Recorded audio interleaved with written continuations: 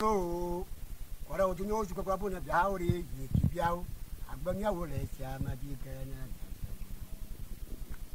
What I would do, no, what I would do, no, to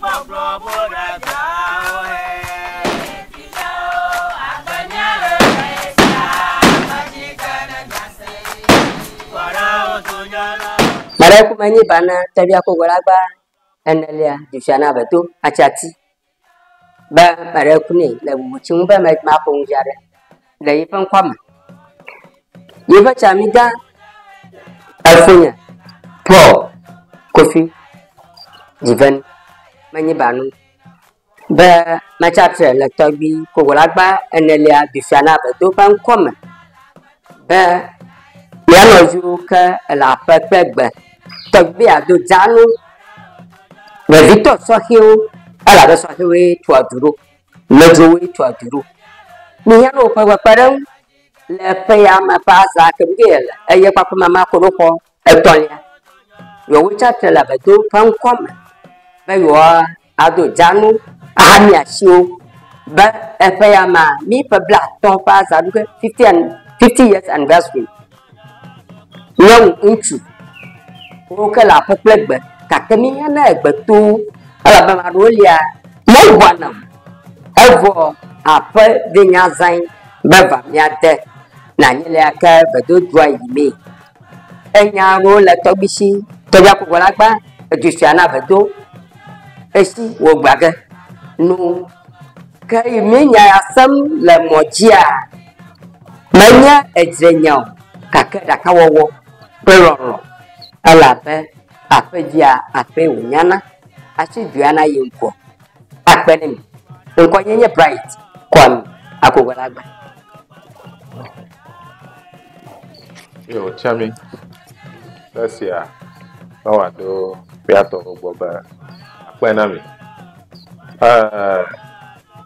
abele ke mi ndo mi yonye kwa bato gogolagba enelia yana abedu achati manya adua achati amanyi mala bobola badwa wo nya adukan le dukushi gaka de kafui kafia ya jika manwa wadu kaduma kata oji bila avano nyibaji mila kaiji ya domawo minye aswa ka bicho me hanya lumahro mia togbi luma aklima ito hugba va Ghana de korama ebleman to va di Nicola fia ya togbo nko de ma Ghana global to ya majika mayibo akwa mago gaka na mada wo na ne adogo na do nkuji mia togbi adabu to ahnija kitija ya mama koko to play de wo to ya afiegba ya mado nyira azia anwo onye anyela abate jikuyanwu anye kafla ngwa kwa jikuya enyele abadu fiana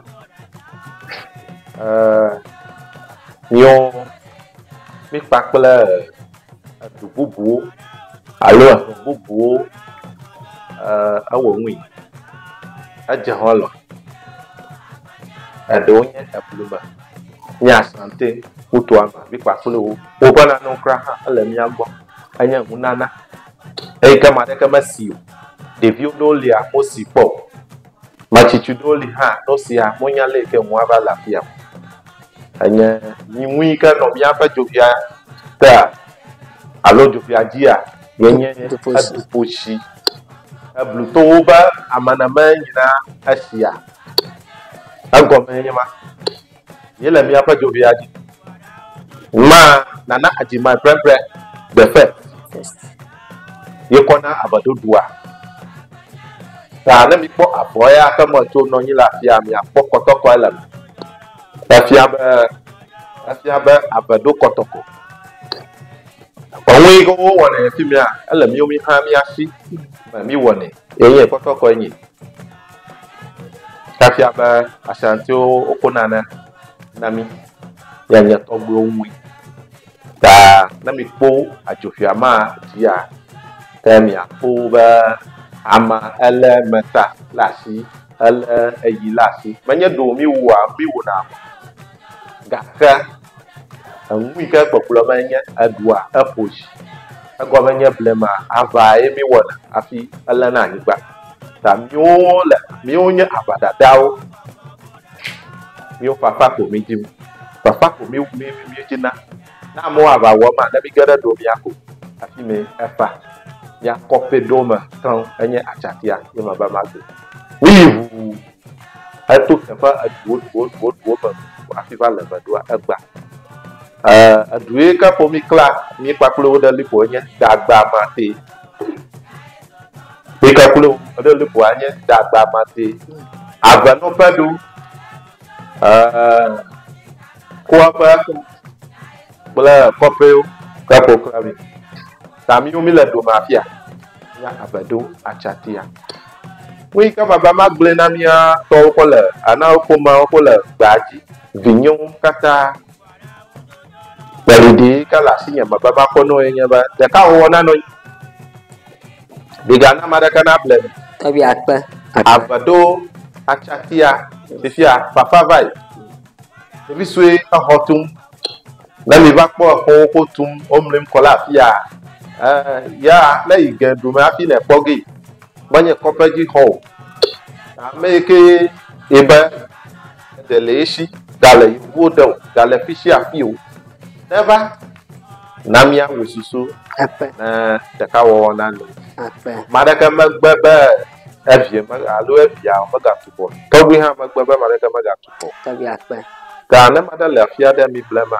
amane to nyatepa ino nyatepa asem na jikua na wai na papa na va na nejima gere to gbe oju no na bia na jiko no kona ye mama gbe va yi la azan ka va yama abale ka yanchi mo gbe a ba mi 50 years anniversary duga le pa yama ko bu boli ka ka yo nya ye plan nyama ga ku yo mi dogo ade ko wa meta ama blogger la fiam aka konwi ka lia anyenwi ka ahia ba David de siade so he de siade be chichi de siade na ba po atepe na mi awe afi mi adu azai akpa egba e la fia kapra na mi po na no ami po ba ibo pla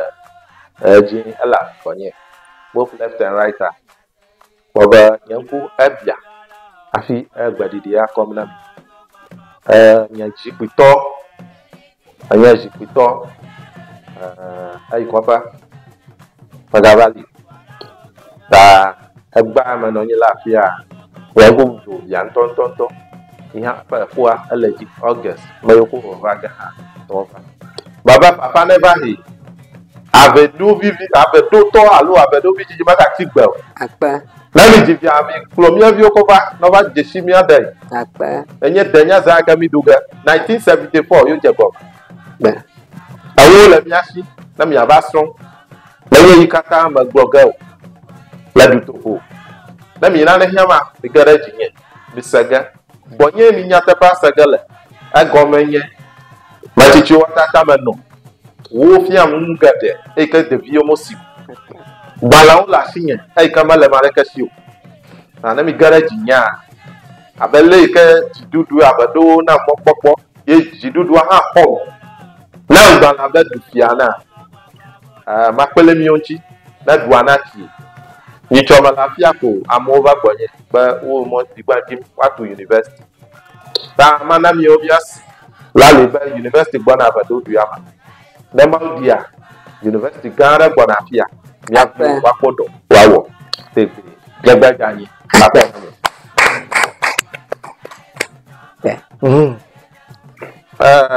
Tiami ya doko na awonwi na fian anwi kana la fia anwi kanya bia musa ya ahoma pona kulu ya Miguel can never beat tortoise. It can even take it higher to the skies. But no matter what, it can never devour the tortoise. Yenye minkele kwenye michami alalashi. Namnupa kamuima. Adushia mabe avanoa miomizoni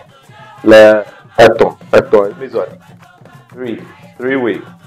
Ka domia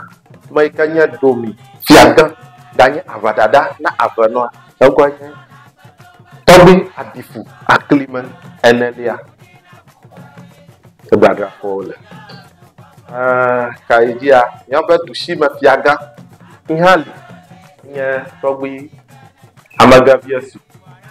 ihali afi miame fiaga tobi sakpaku iha agali apetoblite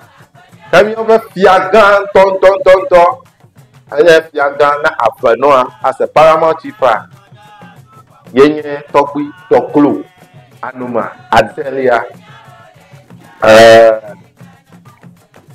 Afian koma yo na population so.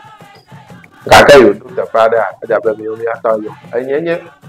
ogbi fogolagba enelia tufiana abado achati. Odubudu ma cho atodi afi aglo koji. Aglo yi ko yen to gafa. Enyenye okanipo odiayo dia odia sebode no waba. Me pobe blue ko ba do ko le mu aba. Tafia be aduko ji ama woni a. Agada akwena mi.